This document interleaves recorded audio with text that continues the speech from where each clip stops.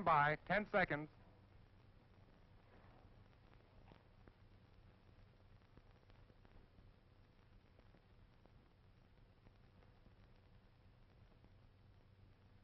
"6:45. Time for another session with America's foremost commentator on the world scene. And now here he is, Lowell Thomas. Good evening, everybody.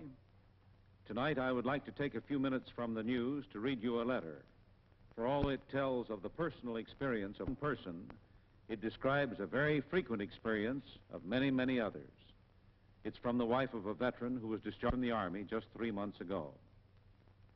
Dear Mr. Thomas, 4 years ago, my husband went into the Army. All at once, the newspaper headlines came to life. The war from 1,000 battlefronts with tongue-twisting names put its foot inside my door. For this was my husband, the father of my child, going off to fight. Be brave, keep your chin up. Just words. All I knew was the sheer agony of parting from the dearest thing in my life.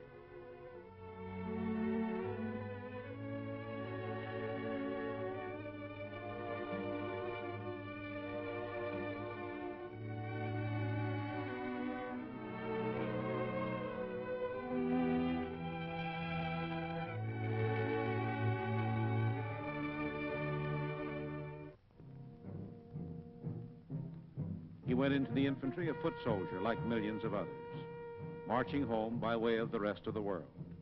He was at Salerno, where men who were his friends died, men with children just as dear to them as our little girl is to him, men who loved a Frankfurter at the ball game just as much as he. Men whose mothers and wives prayed just as fervently as I. They died. But God was with him and he lived. Yes, they died and he came through, alive and sound. He was at Casino where real flesh and blood men, not just statistics, traded their lives for a bit of ground too small to hold their bodies. And yet, though bomb and bullet and bayonet vied for the honor of killing him, once again he came through. 4 years of this, 4 long years of this grim Cook's tour, with every advance offering death still another chance.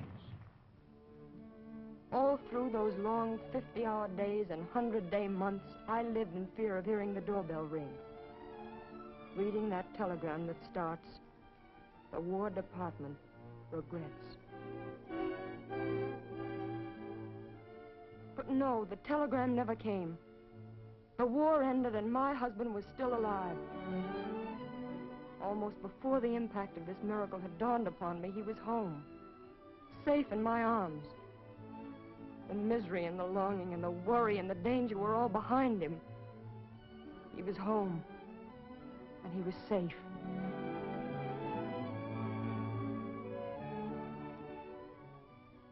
There is nothing in this world that I wouldn't give or do, Mr. Thomas, if this letter could end here, a simple, heartwarming story of happiness regained.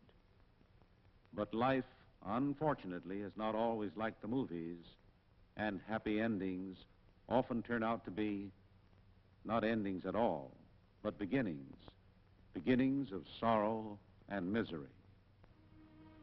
3 months after my husband was discharged, life was beginning to return to normal. He had his old job back, with the promise of even better things to come. The baby, who had become a little girl during his absence, learned to love the man who was the photo on the piano come to life. And I felt as though I had begun to live again. As I look back now, I can't remember just what I was thinking about that morning. What to have for dinner, or perhaps the invitation to the Clark's party. But it doesn't matter, for every plan and dream ended that morning at an intersection on the way to town. My husband was in his car waiting for a light to change. I'll never know whether he saw the man in the big sedan, but even if he had, there was no time to act. For this man speeded up to beat the light, tried to make a sharp right turn, and crashed into him.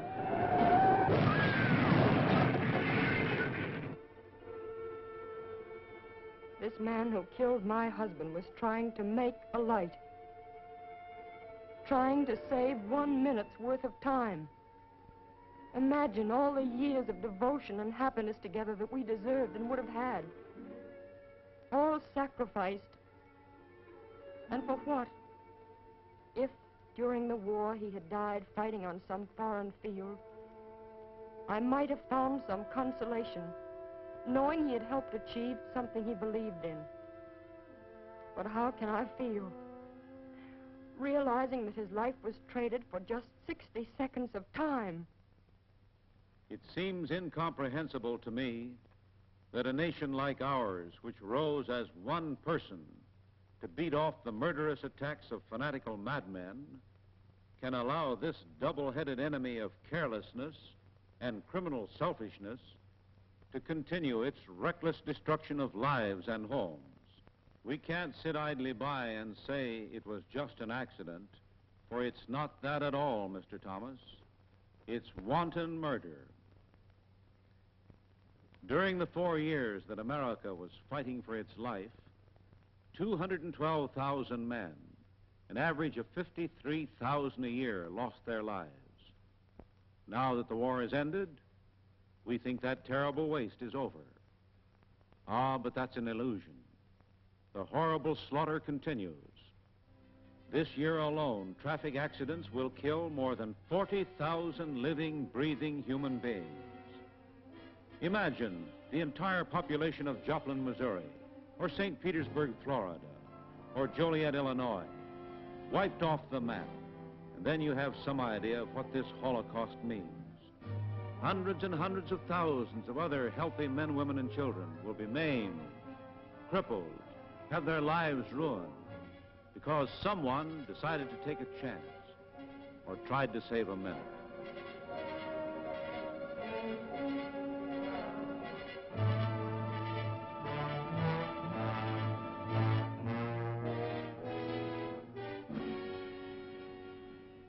Accident statistics may seem small compared to the millions and billions that are lightly tossed around these days.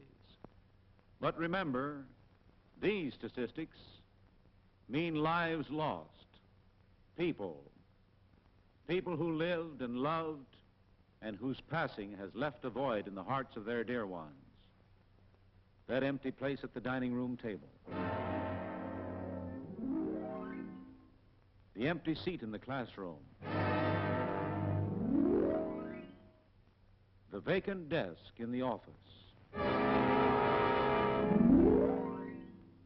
These things are just criminal waste, for by far the largest number of our traffic accidents that take such a heavy toll of our citizens are avoidable, completely avoidable, with just a little more care, a little more consideration for the other fellow, a little more common sense on the part of pedestrians as well as motorists, and we could keep thousands of people healthy and well.